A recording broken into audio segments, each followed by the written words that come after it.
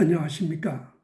이번 시간에는 고인물에 대한 이야기를 해보겠습니다.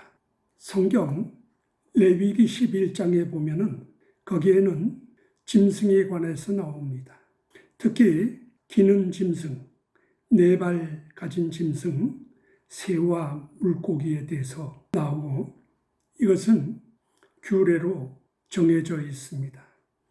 그런데 이 먹을 수 있는 짐승, 먹을 수 없는 짐승, 이러한 온갖 이름을 붙여가며 사람들이 읽고도 이해할 수 없는 그러한 내용들로 채워져 있습니다.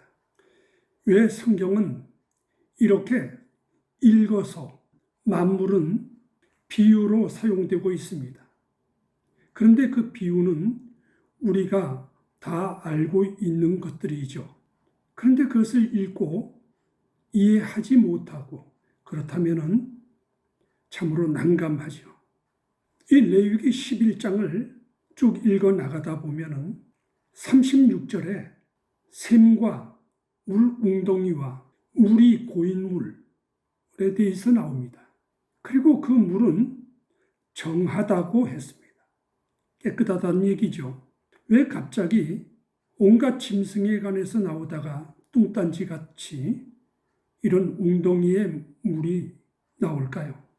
어디서 웅덩이의 물, 고인물 들어보신 적이 있을 것입니다. 사도행전 8장에 보면은 이디오피아 내시와 빌립이 함께 이 웅덩이에 대한 행위가 나옵니다. 거기서 무엇을 했나요? 침례를 받고 주었습니다. 우리가 앞전에 이야기한 물은 침례니라. 물은 구원의 편이 곧 침례니라 하는 말씀을 기억하실 겁니다. 이 물은 또한 태초부터 있었다라고 제가 이야기를 드렸습니다. 태초라. 태초 어디를 말하는 것인가 하는 겁니다. 태초 어디, 장소, 시간. 장소를 얘기했을 때 그 시간이 될 것입니다. 물은 성소에 있었던 것입니다.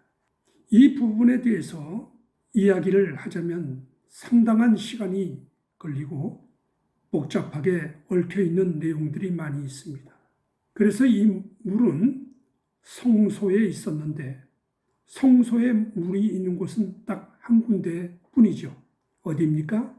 물두멍이라는 그 큰 대야를 말하는 것. 거기에는 물이 채워져 있어서 제사장들이 손과 발을 씻고 성소에 들어가는 의식을 행합니다.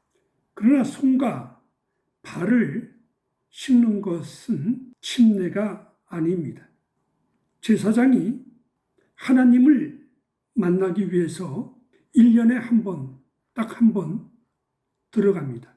그 대제사장이 하나님을 지성소에서 만날 때 몸을 씻고 들어가야만 됩니다. 그럼 왜 그렇게 하는가요?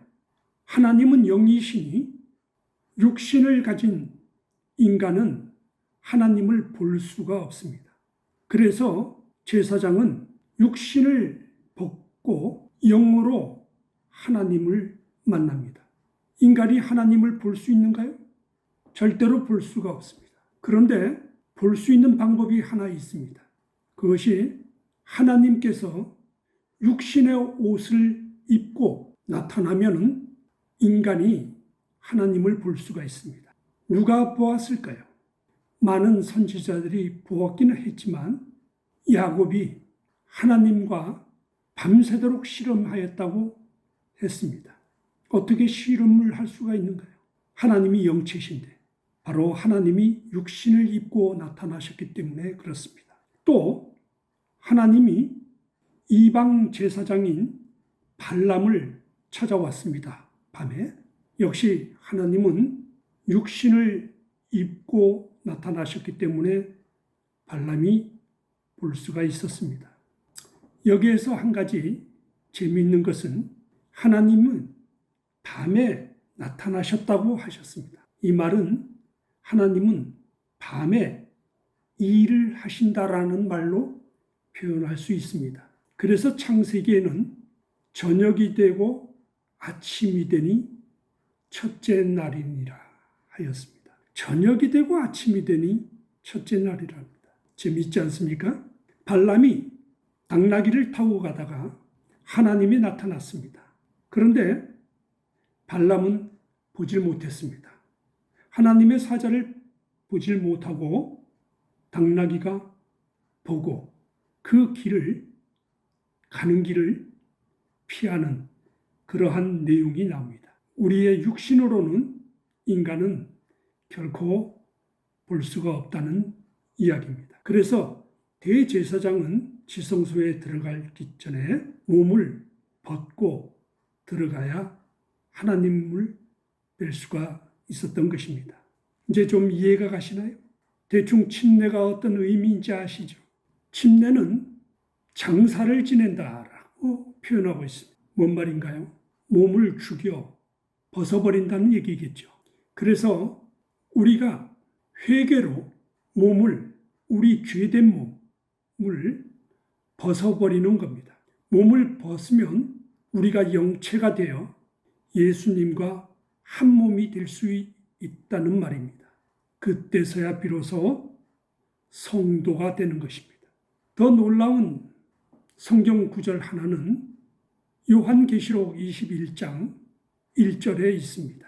하늘과 땅이, 옛 하늘과 옛 땅이 보이지 않는데 바다도 더 이상 보이지 않더라라는 기록이 있습니다. 옛 하늘과 옛 땅은 기독교인이면 누구나 다 아는 이야기이지만 여기에서 바다는 또 무슨 말인가? 이 바다는 또 무슨 말인가? 너무 재미있는 이야기입니다. 역대하 4장 6절에 보면은 바다 물두멍을 바다라 하였습니다. 물두멍을 바다라 하였습니다. 열왕기상 7장 25절에는 그 바다를 12소가 받치고 있다라고 묘사하고 있습니다. 이제 이 바다가 세상에 있는 그 바다가 아니라는 것을 아시겠죠? 이 바다는 물두멍을 얘기했기 때문에 옛 하늘과 땅과 바다인 물두멍이 사라졌다라는 이야기는 성소가 사라졌다라는 얘기입니다. 더 이상 존재하지 않는다는 얘기입니다. 그러면 성소가 사라지고 없다면은 구약에 세워진 그 법도들이 사라졌다는 얘기인가? 절대로 그럴 수는 없죠. 그래서 성경은 기록하기를 너희가 성전인 것을 알지 못하느냐라고 기록해 두었습니다. 침례를 받은 사람은 육신을 벗었기 때문에 이제 영체로서의 존재하게 되는 겁니다.